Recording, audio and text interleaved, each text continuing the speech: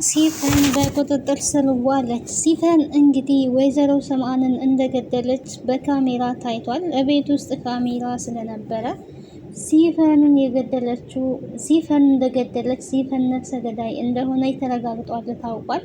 ምክንያቱም ማንም አያየኝም ማንም አይሰማኝም በማለት ነበረ በትራስ አፍና የገደለቻት እንግዲህ ወይዘሮ ሰምአንን። ነገር ግን ቤቱ ቼክ ሲደረግ እንግዲህ በካሜራ ሲፈን እንደገደለቻት ተረጋግጧል። በዚህም የተነሳ እንግዲህ በቁጥጥር ስር ውላለች ማለት ነው። ሰላም ጤና ይስጥልኝ ውድና የተከበራችሁ ቤተሰቦች እንዴት አላችሁ?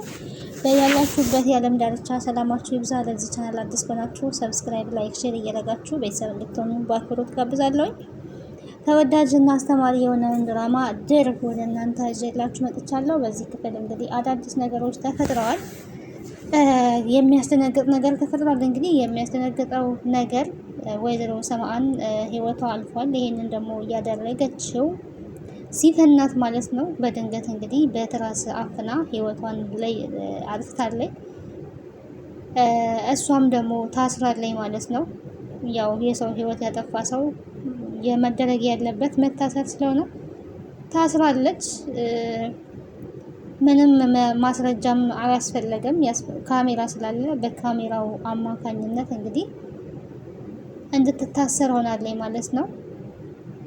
ሌላኛው እንግዲህ ሲፈን ወይዘሮ ሰምአንን የገደለችበት የራሷ የሆነ ምክንያት አላት። ይሄ ምክንያት ደግሞ ያው ምክንያት በእርግጥ ሰውን ከስርዓት ሊያስጥል አይችልም። ግን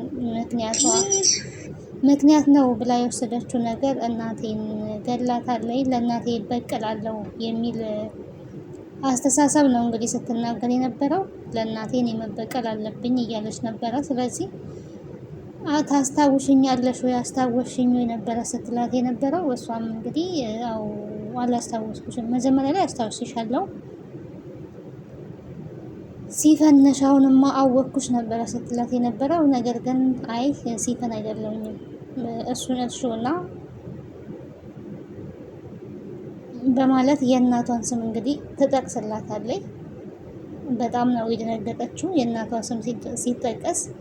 በዛን ሰዓት ላይ እንግዲህ በጣም የደነገጠችበት የራሷ የሆነ ምክንያት ስላላት ነው። ያ ምክንያት ደግሞ የሲፈንን እናት ስለገደለች፣ ሲፈንም እናቴ ደምሽ ደመከልብ ሆነው አይቀርም እበቀልልሻለሁ፣ ደምሽ ዝም ብሎ እንደዚሁ ጣፍቶ መቅረት የለበትም፣ ደርሻለሁ፣ የእናቴን ደም መበቀል አለብኝ በማለት ነው እንግዲህ ያንን ውሳኔ የወሰነችው። አስቀድማ ግን ምን ስታደርግ ነበረ? ቤት ውስጥ እንግዲህ በጣም ተቀራርባት ነበረ። ልትገላት ነው እንግዲህ ስትቀራረባት ራሱ የነበረችው። በጣም ተቀራርባት ነበረ። የአንዳንድ ነገሮችን እየጠየቀቻት ነበረ። እንደተመለከት ነው እንግዲህ ስለ ልጇ አባት አቶ አምነንን የት ነው የወለድሽው? እየኖርሽው የት ነው? የት ኖረሻል? ብዙ ጥያቄዎችን ጠይቃ እንግዲህ ዘመድ ወዳጅ መስላ ቀርባ መስተ መጨረሻ ግን ህይወቷን አጥፍታለች። አቶ አምነን እንግዲህ በጣም አዝኗል በተፈጠረው ነገር። የሆነው ነገር በጣም ነው ያስደነገጠው። ምክንያቱም በድንገት ነው። አንደኛ ብቸኛ ልጅ ነው። እናቴ እኔን ለማጥለሸኝ እያለ ይገኛል። በጣም ትልቅ ሐዘን ላይ ነው ያለው። ጄሪም እንግዲህ በጣም ግራ ተጋብታለች። የተፈጠረው ነገር ምንድነው የሆነው ነገር እያለች ነው ያለችው። ሜርሲል እንግዲህ አንቺ የሰጠሻት የቀየርሽው መድኃኒት መሆን አለበት፣ እሱ ነው እንደዚህ የሆነው የገደላት ነው ስትል የነበረው። እንደዚህ መሆኑን ካወቅሽ እና ለምን ሰጠሽኝ እያለቻት ነው። ሜርሲል እንግዲህ መድኃኒቱ ያው አደንዝዞ የሚያስቀምጥ እንጂ የሚገል አልነበረም። ለሲፈን ግን ነገሮችን አመቻቸላት።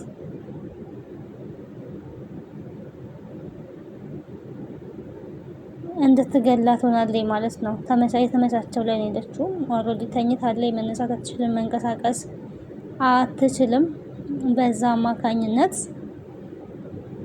እዛው ገላ አስቀርታታለች። ከምንም በላይ የሚያሳዝን ነገር ነው እንግዲህ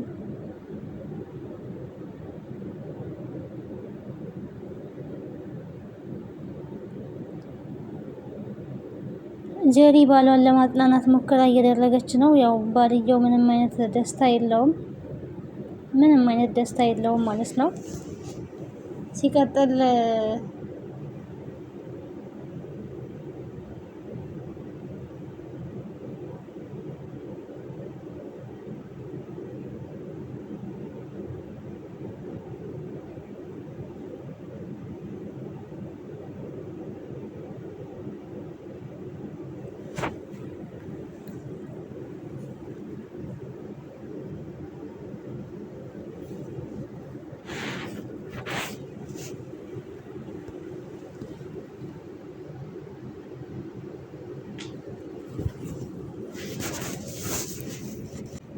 ሲቀጥል እንግዲህ ቤኒንም በዚህ ሰዓት ከአምነን ጎን ልንሆን ይገባል። አምኖን እጅግ አዝኗል፣ በጣም አዝኗል። ስለዚህ ሰው ያስፈልገዋል። ከአጠገቡ ሆነን ልናጽናናው ይገባል። ዝም ማለት የለብንም በማለት እንግዲህ ከእናት ዛህራ ጋር አውርተዋል። ለማጽናናት እንግዲህ እናት ዛህራም እየሞከሩ ነው። እባክህ ልጄ ምግብ ብላ፣ ባልወልድህም ልጄ ነክ ትጎዳለክ፣ በእናትህ ሞት ሁላችንም አዝነናል። ነገር ግን ደግሞ አንተ መጎዳት የለብህም፣ ራስን መንከባከብ አለብህ እያሉት ይገኛሉ። እሱ ግን ምንም እየሰማ አይደለም። ወደ ስራችሁ መሄድ ትችላላችሁ፣ ወደዚህ መሄድ ትችላላችሁ፣ ወደዛ መሄድ ትችላላችሁ እያለ እነሱን ነው እንግዲህ እየመከረ ያለው። እናት ዛህራ በቃ ወደ ክችን መሄድ ትችያለሽ ነበረ ሲል የነበረው።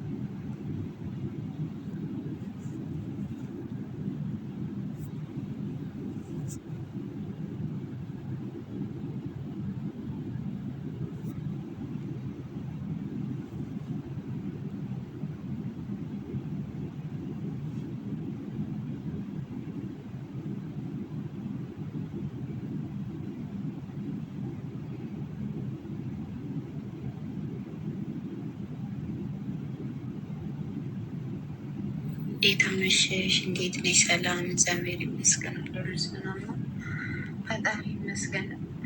ሴትዬ ሆቴል ይዛ ሄዳ ሆቴል እና ጥለው ወይ ወጥ ያዥ ብለው እዛ ስደውልልሽ አላነሳሽ።